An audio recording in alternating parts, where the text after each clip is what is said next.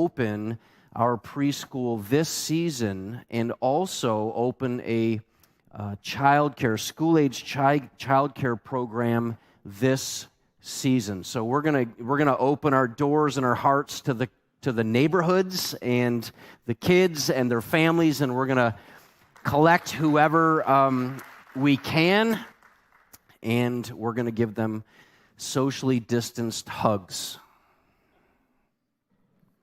So we're so grateful for the opportunity. We have the resources. We've made a huge investment, and just in time, things fell into place for us to really make a wholehearted effort at connecting and caring for our neighborhood families. So would you be in prayer about that? Not only do we need you to pray, we would love for you to start referring us.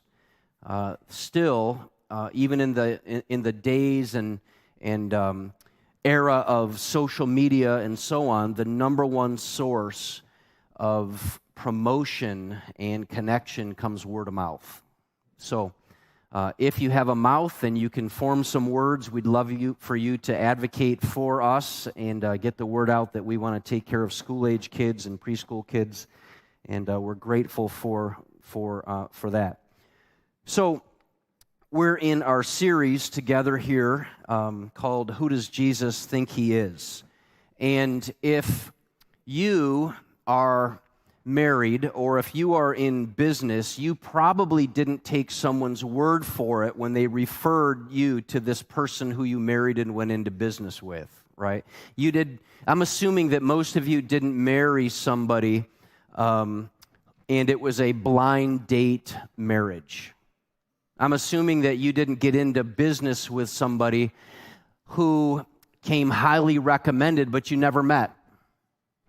Because we know, right, that trusting someone else's words about someone is not wise. It tends not to be accurate. By the way, anybody ever met someone and then as you're meeting them and getting to know them, you start thinking to yourself, I misjudged them.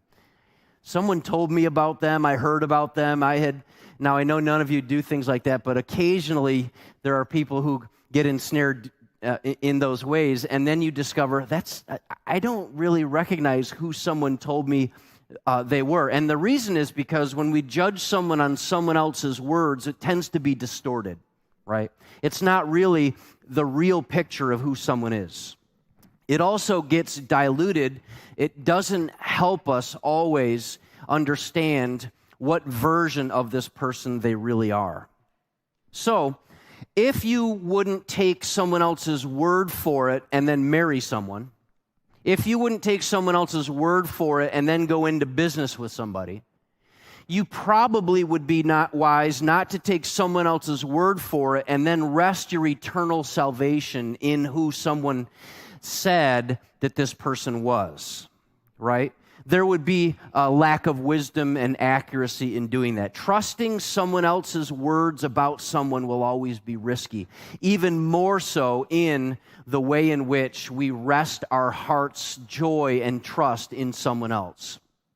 Jesus didn't expect that you would rest your trust in someone else's words about himself. Jesus didn't expect you to hear someone else describing Jesus and then you say, yeah, I think I'm making my decision about Jesus based on their words. Because if you were to listen to other people describe Jesus, you'd hear versions of Jesus that weren't quite accurate, that are distorted or diluted. I mean, if you listen to historians, you would hear them describe to you that Jesus is an important figure, but he's only an important figure in history. If you listen to academics, they would say Jesus is for sure real and he is truly existed. The historians tell us that, and academics or secular humanists would say, but he's primarily a wise teacher. What he teaches is helpful and can help you morally or religiously. If you read or listened to the Muslims or the Quran, you would discover that Jesus is regarded as a very important prophet along